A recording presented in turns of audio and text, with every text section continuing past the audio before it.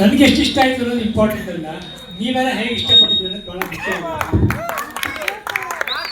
ಚೆನ್ನಾಗಿ ಮಾಡಿದ್ದಾರೆ, ಚೆನ್ನಾಗಿದೆ. ದೇವನೂರು ಚಂದ್ರ ಅವ್ರಿಗೆ ಥ್ಯಾಂಕ್ಸು, ಆಮೇಲೆ ಹೈರು ಬೇಲಿ ಅವ್ರಿಗೆ ಥ್ಯಾಂಕ್ಸು. ಚೆನ್ನಾಗಿ ಒಳ್ಳೆ ಸಿನಿಮಾ ಮಾಡಿದ್ದೀರಾ. ಸಿನಿಮಾನ ತುಂಬ ವರ್ಷದಿಂದ ಇಷ್ಟಪಟ್ಟು ಮಾಡ್ಕೊಂಬಂದಿದ್ದಾರೆ. ಒಳ್ಳೇದಾಗಿದೆ, ಇಡೀ ತಂಡಕ್ಕೆ ಒಳ್ಳೇದಾಗಲಿ, ಎಲ್ಲರಿಗೂ ಒಳ್ಳೇದಾಗಲಿ.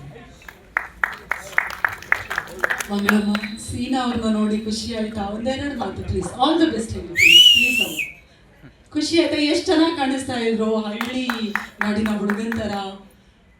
ಕುಸುಮನ್ ಬೇರೆ ಟಾರ್ಚರ್ ಕೊಡ್ತಾ ಇದ್ರು, ಎಲ್ಲೋದೆ ಕುಸುಮ ಅಂತ. ನಮ್ಮ ಆಚೆ ಬಂದ್ರೆ ಅಷ್ಟೇ ಮಾತಾಡಲ್ಲ, ಮನೇಲಿ ಎಲ್ಲರಿಗಿಂತ ಜಾಸ್ತಿ ಮಾತಾಡಲ್ಲ.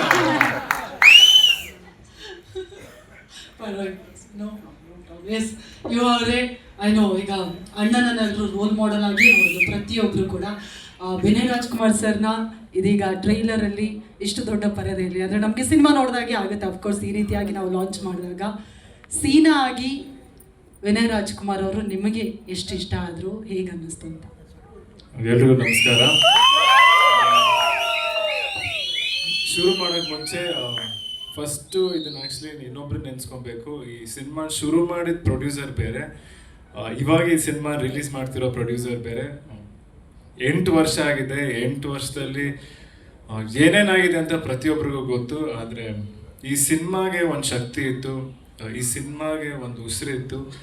ಆ ಉಸಿರು ಆ 8 ವರ್ಷನೂ ಇಲ್ಲಿ ತನಕ ಕರ್ಕೊಂಡ್ಬಂದಿದೆ ನಮ್ಮ ಡೈರೆಕ್ಟ್ರು. So sir, definitely hats off you.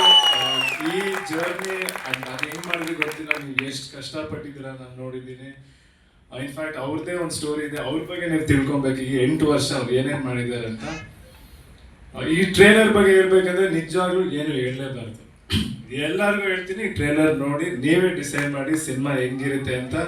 Trailer ಅಂತ ಹೇಳ್ತಾರಲ್ಲ, ಡೆಫಿನೆಟ್ಲಿ ಟ್ರೇಲರೇ ಸಿನಿಮಾ ಎಂದು ಬೇರೆ ಥರನೇ ಇದೆ. ನನಗಂತೂ ಸಿಕ್ಕಾಪಟ್ಟೆ ಖುಷಿ ಆಯಿತು ನಮ್ಮ ಅಣ್ಣನ ಈ ರೀತಿ ನೋಡೋಕ್ಕೆ. ಅವನಲ್ಲಿರೋ ಪ್ರತಿಯೊಂದು ಟ್ಯಾಲೆಂಟು, ಒಂದು ಎಕ್ಸ್ಪ್ರೆಷನ್